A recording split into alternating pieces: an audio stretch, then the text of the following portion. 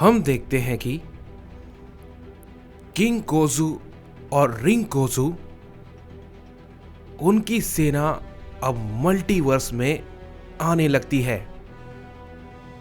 और कई सारे तो आ भी चुके थे।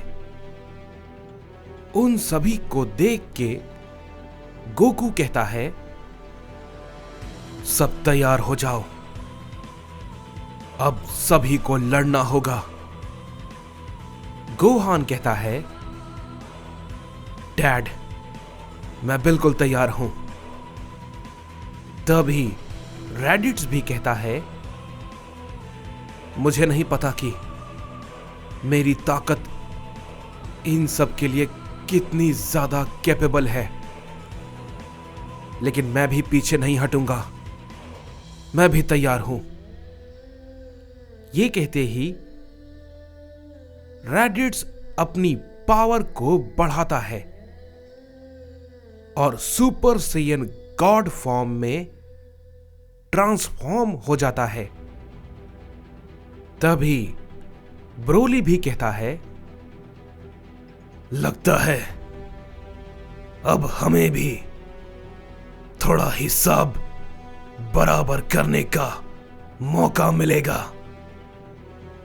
ये कहते ही ब्रोली भी लेजेंडरी सुपर सैयन ब्लू में ट्रांसफॉर्म हो जाता है। तभी गोकू उसे देख के कहता है, क्या ये भला तुम्हारा कैसा सुपर सैयन ब्लू है? ये हमारी तरह तो नहीं है, इसकी एनर्जी अलग है। तभी ब्रोली कहता है, मुझे बहुत ज्यादा तो नहीं पता है, लेकिन मैंने थोड़ी बहुत कोशिश की थी, तो ये फॉर्म अचीव हो गया। लेकिन मुझे लगता है ये काफी ताकतवर है। तभी गोकू मन ही मन कहता है, इसने सच कहा, इसकी ताकत आम गॉड्स के मुकाबले बहुत ज्यादा है। लेकिन ये तो सिर्फ सुपर सैयन ब्लू है, तो इसमें ही सिर्फ इतना कैसे हो सकता है? तभी काइजो भी कहता है, मुझे तो ऐसा लगा कि मुझे अब मौका ही नहीं मिलेगा, लेकिन आखिरकार मैं भी इन्हें सबक सिखा सकता हूं। तभी कुसान खड़ा होता है और कहता है, तुम जेनोवर्स के गधों को ऐसा लगता है कि इतने सारे सैयन वॉरियर्स के होते हुए तुम अपना साम्राज्य बना लोगे, और वो भी हमें मिटाकर। कुसान भी अपनी ताकत को अप करता है और कहता है, जरा ध्यान से देखो, हमारे सभी मल्टीवर्स के सबसे ताकतवर सैयन्स तुम्हारे सामने खड़े हैं। तभी अहोरा भी कहता है, ये हुई ना कुछ मजेदार बात, अब ये सच में मजेदार होगा। तभी नायर कहता है, लेकिन अहोरा, अभी हमारी ताकत पूरी तरीके से रिकवर नहीं हुई है। तभी अहोरा कहता है, नायर, तुम मजाक कर रहे हो। इन सभी बेवकूफों का सफाया करने के लिए किंग अहोरा को अपनी पूरी ताकत का इस्तेमाल करने की कोई भी जरूरत नहीं है। तभी हम देखते हैं कि वो सभी जेनोवर्स के वॉरियर उन सभी पे टूट पड़ते हैं और वो सभी तैयार होते हैं। तभी उनमें से कुछ गोकू पे अपना हमला करते हैं। गोकू उन सभी को बहुत ही बुरी तरीके से पीटने लगता है और कहता है, किसी को भी मत बख्शना। ये लोग अगर बच गए तो सब तबाह कर देंगे, समझे? सब कुछ। तभी गोहान भी अपने बीस्ट सेलेस्टियल फॉर्म में उन सभी पे कई सारे हमले को करने लगता है और उन सभी को पीटने लगता है।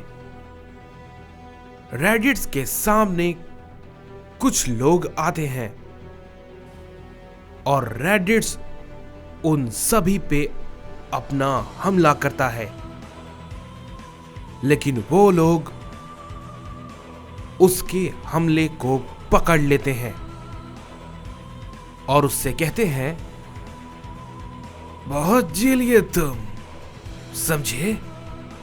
अब मरो। ये कहने के बाद हम देखते हैं कि वो लोग रेडिट्स पे एक जोर का हमला करते हैं, लेकिन तभी यामोशी अपने सुपर अल्ट्रा इंस्टिंक्ट फॉर्म में उसके सामने आ जाता है और उन सभी को एक ही झटके में दूर फेंक देता है। तभी रेडिट्स कहता है, शुक्रिया, लेकिन तुम। तभी वो कहता है, पता है तुम मुझे नहीं जानते, मेरा नाम यामोशी है। तभी यामोशी अपनी पावर को अप करता है और उसके अंदर से शाइनिंग अल्ट्रा एनर्जी निकलने लगती है और वो उन सभी लोगों पे टूट पड़ता है और एक एक करके सभी को मारने लगता है। तभी हम देखते हैं कि वेजिटा उन सभी को ऐसा करता हुआ देख के कहता है, देख रहे हो, तुम्हारी आर्मी खत्म हो रही है। तभी किरोरा हंसता है और कहता है, क्या कहा तुमने? हमारी आर्मी खत्म हो रही है? बेवकूफ कहीं के, ये तो अभी मुट्ठी भर ही आए हैं। तभी वेजिटा कहता है, सच में ये मुट्ठी भर हैं? कोई बात नहीं, इन सभी का सफाया आज होकर रहेगा। तभी हम देखते हैं कि वेजिटा अचानक से किरोरा पे अपना हमला करता है। किरोरा थोड़ा पीछे हटता है और वो वेजिटा के पेट पे जोर का हिट करता है, लेकिन वेजिटा उसके हाथ को पकड़ लेता है और कहता है, मैं इतना भी बेवकूफ नहीं हूं, समझे? ये कहते ही वेजिटा उसे बहुत जोर का हिट करता है, लेकिन तभी हम देखते हैं कि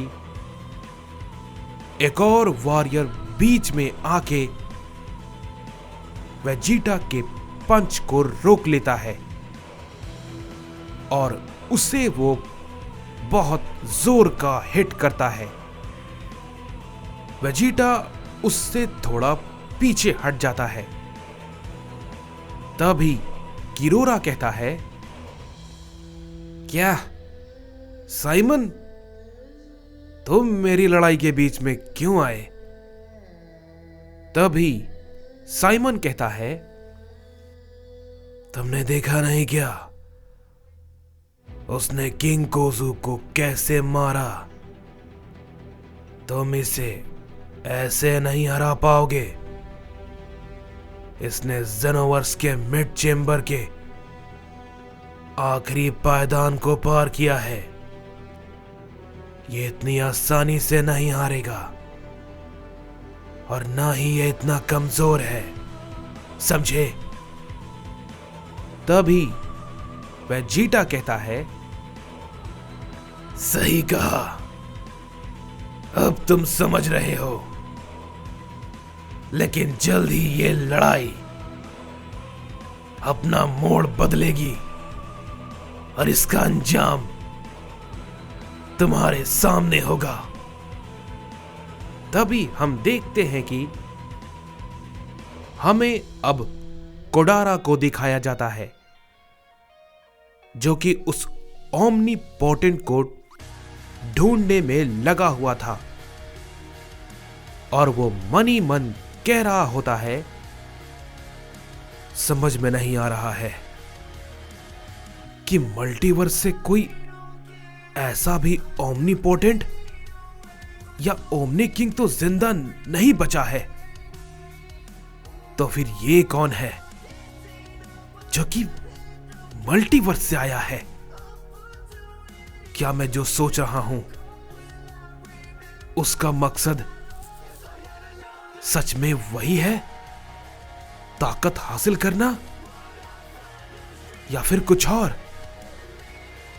तभी हम देखते हैं कि कोडारा को अचानक से एक डीमन एनर्जी महसूस होती है और वो उसे महसूस करके बहुत तेजी के साथ उधर भागता है और वो देखता है कि थोड़ी ही दूर एक डीमन बहुत बुरी हालत में जख्मी होता है।